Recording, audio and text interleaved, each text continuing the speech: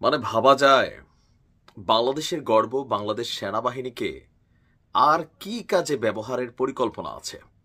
আমরা তীব্র নিন্দা জানাচ্ছি, কারণ ঘটনাটিতে যিনি সম্পৃক্ত তিনি হচ্ছেন ঢাকা উত্তর সিটি কর্পোরেশনের যিনি প্রশাসক হিসাবে নিয়োগপ্রাপ্ত হয়েছেন।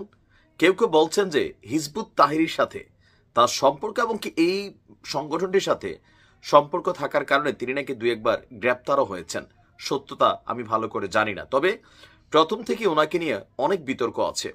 ওনার ধৃষ্টতা দেখেও আমরা আশ্চর্য হই যে বাংলাদেশ সেনাবাহিনীকে দিয়া কুরবানির পশুর যে বর্জ্য, মানে সুইপারি করা আর কি, বুঝেন নাই যে আমরা গরু টরু জবাই করার পরে আতজুরি ভুড়ি গোবর টুবর রক্ত পানি যা আছে পরিষ্কার পরিচ্ছন্নতা করানোর যে কাজটা, সেই কাজটা এবং এডিস মশা নিয়ন্ত্রণে সেনাবাহিনীর নিয়োগে ঢাকা উত্তর সিটি কর্পোরেশনের উত্তর সিটি প্রশাসকের বক্তব্যে তীব্র প্রতিবাদ জানিয়েছে বাংলাদেশ সেনাবাহিনী। আমরাও তীব্র প্রতিবাদ জানাই। ঘটনার প্রেক্ষাপট রয়েছে আসন্ন ঈদুল আজহায় কুরবানি পশুর বর্জ্য ব্যবস্থাপনা এবং এডিস মশা নিয়ন্ত্রণে ঢাকা উত্তর সিটির যিনি প্রশাসক আছেন তিনি একটা বিজ্ঞপ্তি দিয়েছেন। বলছেন যে এখানে সেনাবাহিনী নাকি কাজগুলা করবে বা তাদের প্রতি আহ্বান জানিয়েছেন, অথবা নির্দেশনা চিঠি সামহাউ অফিসিয়ালি যেটা তার ক্ষমতা আছে তিনি এটা প্রয়োগ করেছেন। আর এতে বাংলাদেশ সেনাবাহিনীর ফেসবুক পেজ থেকে এই ঘটনার বিরুদ্ধে প্রতিক্রিয়া জানানো হয়েছে। বিজ্ঞপ্তিতে বলা হয়েছে, সম্প্রতি গণমাধ্যমে প্রকাশিত ঢাকা উত্তর সিটি কর্পোরেশন প্রশাসকের এক বক্তব্যে বলা হয়, আসন্ন ঈদুল আজহায় কোরবানির পশুর বর্জ্য ব্যবস্থাপনা এবং ডেঙ্গু মশা নিয়ন্ত্রণের দায়িত্বে সেনাবাহিনী নিয়োগ করা হবে। সবার অবগতির জন্য জানানো যাচ্ছে, বাংলাদেশ সেনাবাহিনী এই ধরনের কোনো কার্যক্রমের বিষয়ে অবগত নয় এবং ভবিষ্যতেও এই ধরনের কোনো কার্যক্রমের সঙ্গে সম্পৃক্ত হওয়ার তাদের কোনো পরিকল্পনা নেই।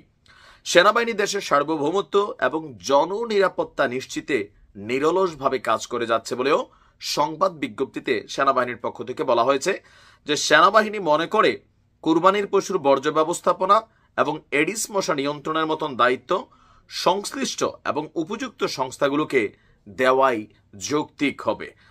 তো মানে এই জিনিসটা যখন সামনে আসে তখন স্বাভাবিকভাবে প্রশ্ন ওঠে যে দীর্ঘ 9 মাস সেনাবাহিনীকে মাঠ পর্যায়ে রাখার কারণে আজকে সেনাবাহিনীকে দিয়া সুইপারি কাজ করার জন্য একটা পরিকল্পনা চলছে কেন ভাই? মানে আমাদের সিটি কর্পোরেশনের কি লোকবলের অভাব আছে? তাহলে নিয়োগ দেন। আর আমাদের এই প্রশাসক আমরা জানি, আমাদের যিনি উপদেষ্টা আসিফ মাহমুদ আছেন ওনার রিকমেন্ডেশনেই নাকি উনি আসলে আপনার এই পদটা পেয়েছে। আমাদের সেনাবাহিনীর সাথে আমরা দেখছি যে এই মুহূর্তে দেশের একটা গ্রুপ এনসিপি সহ আরেকটা গ্রুপ আছে যারা সেনাবাহিনীকে নিয়ে মানে নানান বিতর্কিত আর কি সুইপারি করার পরিকল্পনা এখন চলে আসছে। প্রতিনিয়ত সেনাবাহিনীকে নিয়ে অধ্যত্বপূর্ণ কথাবার্তা, সেনাপ্রধানকে নিয়ে কট্টরপন্থী কথাবার্তা, সেনাবাহিনীকে নিয়েও কট্টরপন্থী কথাবার্তা, সেনাবাহিনীর মধ্যে বিভাজন তৈরির প্রচেষ্টা, সবকিছু মিলিয়ে আমি বরাবরই বলি যে স্বাধীনতা পরবর্তী বাংলাদেশে সেনাবাহিনীকে নিয়ে এই ধরনের এত রকম ফালতু কথাবার্তা বা ফালতু অ্যাক্টিভিটিস করার মতন ধৃষ্টতা যারা দেখাচ্ছেন কিসের বলে আসলে দেখাচ্ছেন?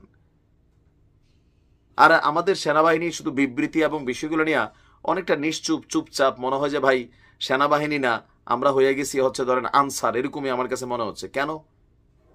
যারা এগুলা করতেছেন তাদের বিরুদ্ধে মিনিমাম লেভেলে তো সেনাবাহিনীর পক্ষ থেকে একটু ব্যবস্থা নেওয়া দরকার, না হলে তো এগুলা কন্টিনিউ থাকছে। আমরা যারা কথা বলতেছি আমাদেরকে মাঝে মাঝে সেনাবাহিনীর পেইড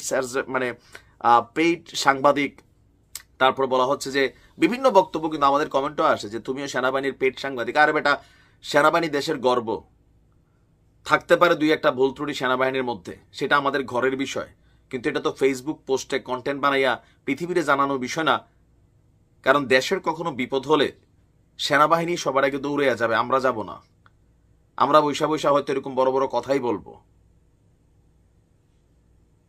এই ব্যাপারে ডিএনসিসির প্রশাসকের মন্তব্য আমি যখন নিউজটি করছি কয়েক ঘন্টা বিবৃতির কয়েক ঘন্টার মধ্যে নিউজটি করছি, আমি জানি না যে যখন ভিডিওটি প্রকাশিত হচ্ছে তখন ডিএনসিসি থেকে পাল্টা কোনো বক্তব্য আসছে কিনা। যদি আসে আমরা সেটাও জানাবো।